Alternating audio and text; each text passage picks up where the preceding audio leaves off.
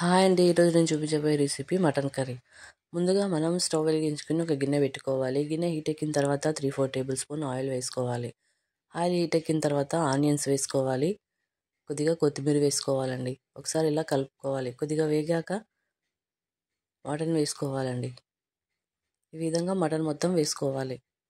Mutton వేసుకున్న తర్వాత ఒకసారి ఇలా మొత్తం కలుపుకోవాలండి. ఆయిల్ మొత్తం పట్టేలాగా కలుపుకోవాలి.